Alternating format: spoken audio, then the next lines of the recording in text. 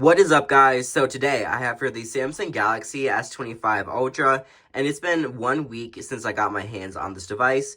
And today I'm going to be talking about my experience about the different aspects of this device and just kind of how it's been coming from an iPhone. So let's get started. Okay, so let me just clear up a few things about the whole switching from iPhone thing. So, I was using an iPhone 16 Pro ever since it was released back in September, and I just switched to this S25 Ultra, so it's my first Android phone that I've used in a while. Now, I did use some Android phones before that, and had a pretty good experience, but none of them were quite as good as the experience on iPhone.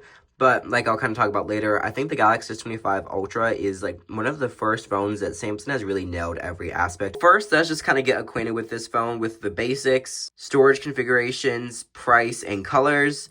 And if you don't want to see this part, I'll leave some timestamps and so you can just kind of jump around to wherever you want to watch. Okay, so let's start off with the price. So in the US, you're going to be looking to spend around $1,300 on this device. And as for the storage configurations, you have 256 gigabytes for the 1,200 and basically $1,300. And we also have a 512 gigabytes of storage for the same price right now.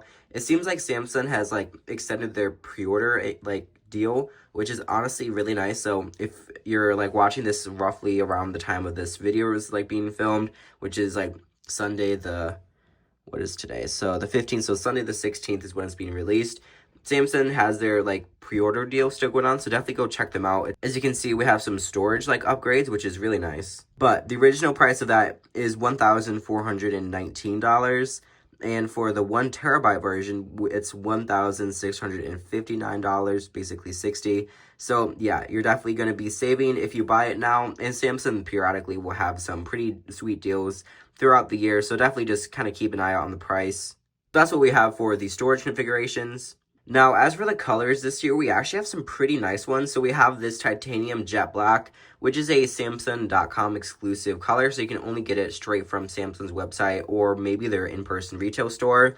So we have this color. We have a titanium jade green, a titanium pink gold, a titanium black, which is not this jet black, a titanium gray, titanium silver blue, which is more like a silverish color. It doesn't really have that much blue in most light, and a titanium white silver. So we honestly have some pretty nice colors this year, but a lot of them only show their like color in certain lighting conditions. So just keep that in mind, except for this black one. The colors that you get will most likely not look exactly like they do in the marketing pictures, so just keep that in mind. And as for trade-in and stuff, you're going to get some pretty great deals from Samsung, so definitely go check those out at their website. I'll leave a link down in the description to their website, so definitely go consider checking that out if you're interested in buying this phone. Okay, so let's talk about one of the most important things of any smartphone, and that is the cameras. So the Galaxy S25 Ultra, I guess technically doesn't have that much of an improvement when it comes to the camera system. We do have a new 50 megapixel ultra-wide camera, but that's pretty much it when it comes to actual physical upgrades. But thanks to the Snapdragon 8 Elite chip for Galaxy, the way this phone processes photos looks so much better.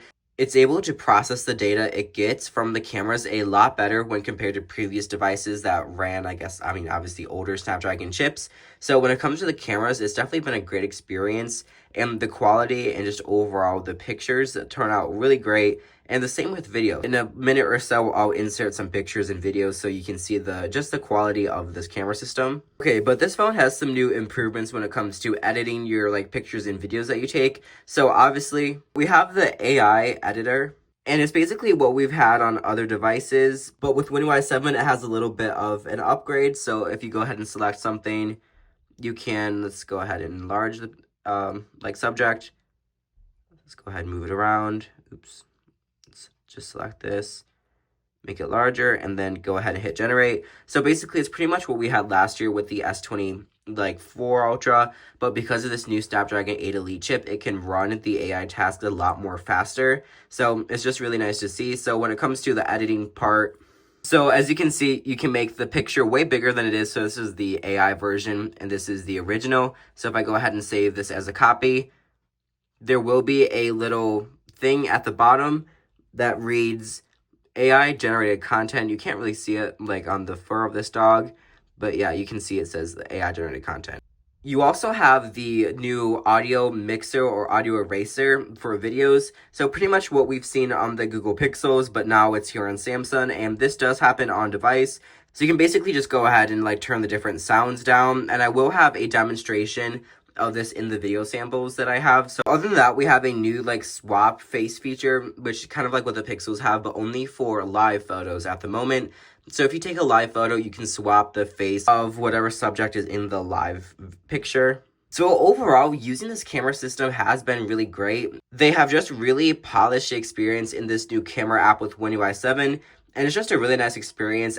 Everything is now at the bottom of your screen instead of at the top, so it's just a lot nicer now. So now you can finally adjust the exposure of your pictures and videos, which for whatever reason wasn't allowed in all modes and everything. So that's kind of nice that you can now do that. So here's a little preview on the video. Yeah, I don't know why you couldn't do that before, but it's just really nice to see that we have it now.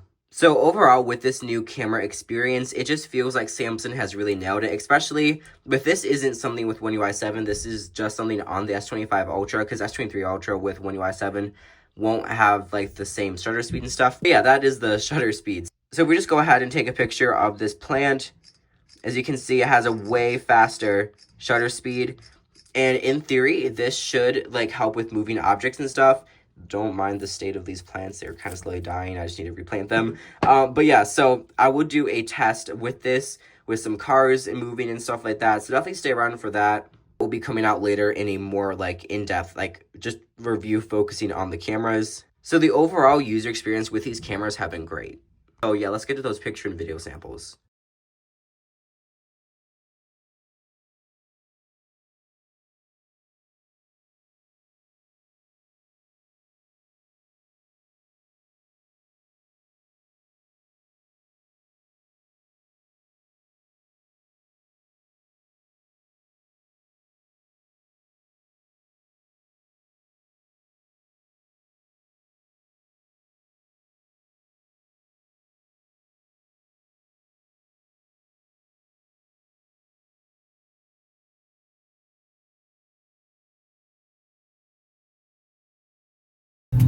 After a full day of traveling, we finally arrived, and it's like 4 minutes away from me. You can see it in my eyes. After a full day of traveling, we finally arrived, and it's like 4 minutes away from me. You can see it in my eyes. So let me know down in the comments what you thought of those pictures and videos, and like some areas that you think Samsung might be able to improve with their pictures. And let me know down in the comments, and let's move on. And another new thing are these speakers. So the speaker quality has been drastically improved, and I might do a quality test on like a short if y'all want me to, so let me know down in the comments. But yeah, that's another new thing, is the speakers are now improved. And now something about this phone that for whatever reason is kind of controversial, and a lot of people are kind of arguing about it, and that's the design. So, okay, here are my thoughts on this. The Galaxy S25 Ultra has a really great design. Sure, it's not crazy different from the past two generations, but if you look at it compared to an S23 Ultra, people are saying that these look like the exact same phones, but the only thing that these two devices have in common when it comes to the design is the fact that they all have 4 cameras and a LiDAR sensor. That's literally it. Everything else is different. And also, let's address those camera rings, because everyone is saying, oh, they're fake camera rings, they're going to fall off in a drop. This clearly is not going to fall off. I'll leave a link down to a video in the description. Phone Buff did a lot of drops, and in none of those drops did these camera rings fall off. There is no way they're falling off. Like, people keep saying that they're just going to fall off in anything, but they're not going to fall off. Like, it's crazy how people keep saying that. So yeah, that's my thoughts on the S25 Ultra's design, but let's actually talk about the physical design of this phone. Okay, so for the design of this phone, so it has a 6.9-inch AMOLED display, which is really nice, has 120 Hz refresh rate, has a Quad HD Plus resolution, which is honestly really great for like a resolution of a phone. Samsung, considering the technology that they have in screens, they definitely could have done a lot better with the display, but it's definitely a really safe bet. It's nice, super sharp. It's just overall a great display. It has 2,600 nits of peak brightness, which is pretty bright, and honestly, I haven't had any like issues with like a Samsung phone that has this like peak brightness, like with the Z Flip 6 or the S24 Plus. It's been great, and the same so far, and it's been the same story so far on the Galaxy S25 Ultra. And this year, the bezels have gotten way thinner, which is just really nice to see Samsung reducing the bezel size. It makes the phone look a lot better. Moving on to the back. So yeah, we do have the same 4 camera like layout that we have had on the previous, like, what is it now? 4 generations, kind of similar design. Not, obviously doesn't look the same. I'll put a picture of the evolution of those cameras. So like I said, we have these camera rings, which honestly people aren't too thrilled about, but they do actually look pretty nice. They do collect a little bit more dust than I like, but it's not really that hard to get the dust out.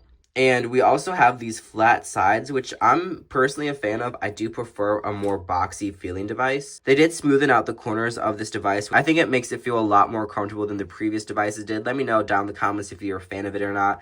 I think it's a lot better. Some people are saying it loses like the identity of Galaxy, but honestly, I don't really think that's the case. But let me know what you think down in the comments. And we also have Samsung's anti-reflective coating, which is so much better than any other phone. And it's just a game changer. Now, there is a screen protector on here that does have an anti-reflective coating, but it's pretty much the same as the Galaxy S25 Ultra's like anti-reflective coating, so it is definitely a super nice feature. As for the glass and the build quality, so we have titanium. People believe it's grade 5. People are saying that it scratches a lot more easier than the iPhone's does, but it doesn't. Like, again, in the phone buffs like drop test, it actually does the exact same, if not a little bit better than the iPhone. So I'm pretty sure they're using a grade 5. It's not confirmed. Some people say it is, some people say it's not, but it's probably pretty safe to say it's grade 5 titanium. For the glass, we have on the front and the back of this phone, we have Corning's 2nd generation of the Gorilla Glass armor, which does have that anti-reflective properties, which is super strong and durable. And honestly, I think it's great. Once the screen protector does crack, I'm just going to use this phone without one. So if you want to see how that pans out long term, definitely consider subscribing and staying tuned. But yeah, overall, the design on the Galaxy S25 Ultra has been really nice. And honestly, I think it's a really comfortable and great design. But let me know your thoughts down in the comments. Okay, so let's talk about the battery life, performance, and software of this phone. So those 3 things really go hand in hand. The performance or the chip impacts the battery life, and the software experience kind of impacts both of those things. So yeah, all 3 of those are pretty important. So the software skin that this phone is running is One UI 7.0. So it's Samsung's like latest software, obviously, and I think they actually have done a lot with this software to make it feel as similar to iOS as they can, kind of to more appeal to someone who is coming from an iPhone. Yet at the very same time, they really kept their design language, which I'm actually a huge fan of, that Samsung isn't completely turning into Apple, which is a good thing.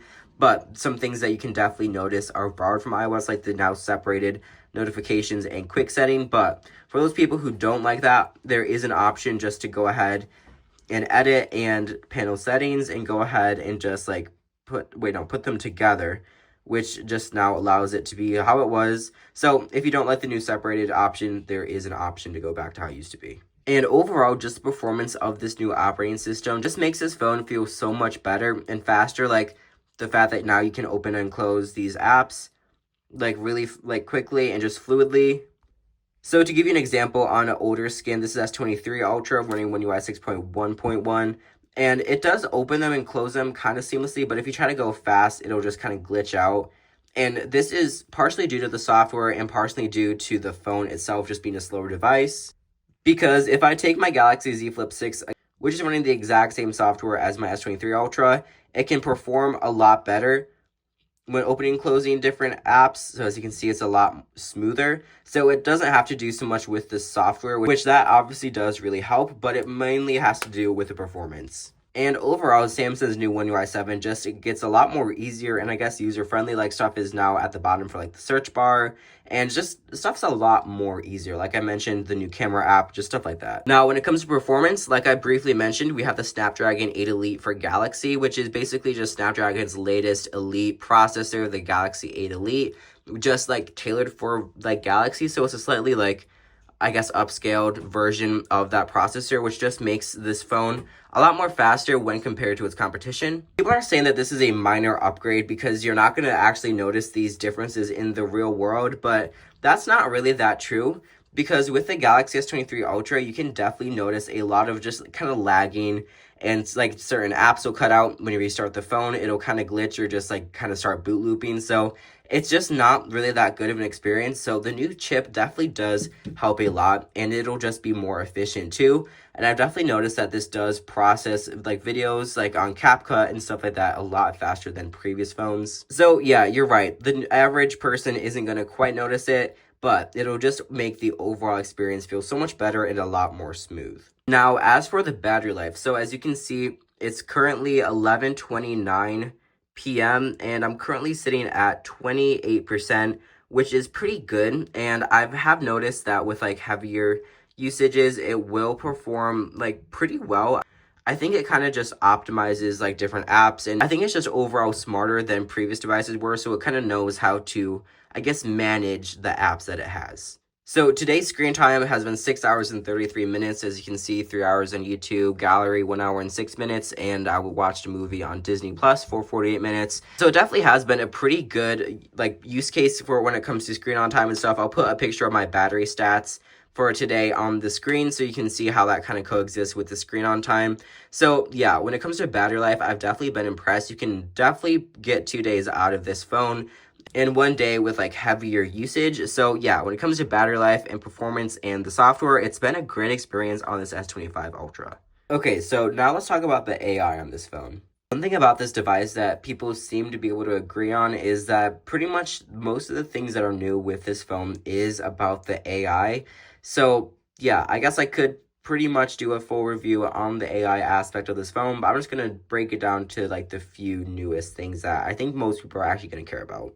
So arguably one of the biggest things is this new Gemini and Bixby kind of integration on your smartphone, which is kind of nice. You can tell it to do certain things. It has certain like in-app actions to help you like book stuff like with your calendar and stuff like that. And also with this, we now have more of a, I guess you could say, more of a like integration between with Gemini and Galaxy devices, which is kind of nice, but I definitely wish that Samsung went the route of improving Bixby, because there was talk of Bixby having like a large language model kind of type, which it kind of does, but at the same time it doesn't. Like Samsung just really should have focused on fixing Bixby instead of bringing Google's Gemini to their phones. So I don't know. But with that new Gemini, like integration with the Galaxy devices, you can now like use Gemini Live in the background on your device, which is actually kind of nice to see. I don't know, let me know what you think about it down in the comments though.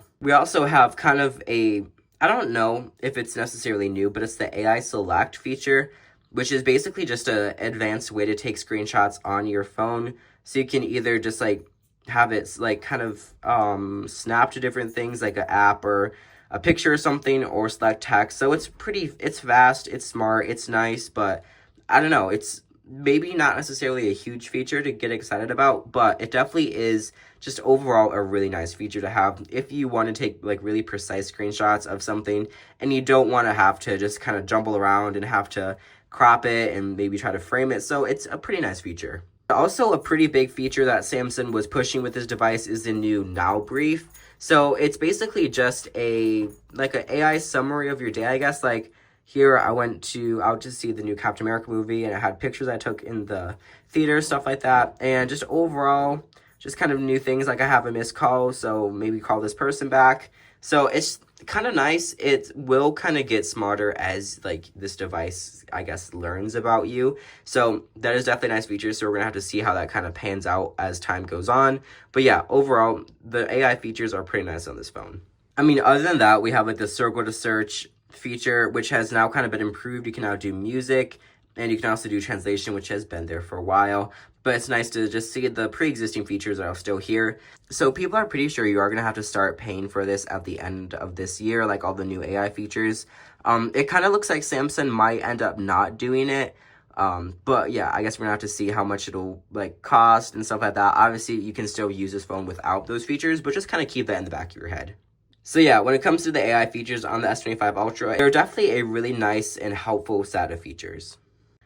Okay, so overall, after 1 week of switching from an iPhone to this phone, do I like it? And I mean, honestly, yeah, it is a really great phone. It has good cameras. Finally, the camera system feels like it's on par with Apple. Not necessarily better, but it's definitely like the same. One thing that it definitely does struggle in, and that's just something that's Android has been suffering with for a while, but that is the like app integration. So like with the YouTube app, the quality will look so much better on iPhone than it does on Android, even though they both have the exact same camera quality. So Samsung really needs to fix that. I don't get why, especially with YouTube, because literally Google owns YouTube and Google owns and develops Android. That doesn't make sense. That really needs to be changed, but there's no way that that's going to happen anytime soon. So, can I overall recommend this phone to you if you're interested in picking this device up? I mean, I can say yes, the Galaxy S25 Ultra has been a great phone, and within a week of usage, it's been really great. I really like it, and so far, I haven't found anything that I don't like about it, which is actually kind of surprising because like last year on the S24 Plus, I didn't really like the camera system that much. It was good, but it wasn't just anything to be excited about, and over time, it did get worse. So yeah, I do like this phone so far. So if you want to see if my opinion changes over time, definitely stick around. But yeah, overall, I really like this Galaxy S25 Ultra. It just finally feels like a truly flagship phone. It feels smooth. It just feels premium. It just overall feels really nice. And something I didn't really talk about, I guess, is the new S Pen, but it did lose like the Bluetooth support, which isn't really a big deal for me. And honestly, I don't think a lot of people really used it that often. But yeah, overall, my experience with this Galaxy S25 Ultra has been really great, and I could definitely recommend you picking this device up. It's been really great, especially if you're coming from a phone like the S23 Ultra. You're definitely going to notice a difference, and hopefully you'll have a great experience. I know I've had a great experience switching to this phone. So yeah, that's I guess my final verdict. I really like this phone, and it's actually been a surprisingly great experience with this device. So yeah, thank you for watching this video. If you enjoyed it, it would mean a lot to me if you would consider subscribing to my channel for more reviews like this one. And yeah, thank you so much for watching, and I'll catch you in my next one, and I'll see you then. Bye guys.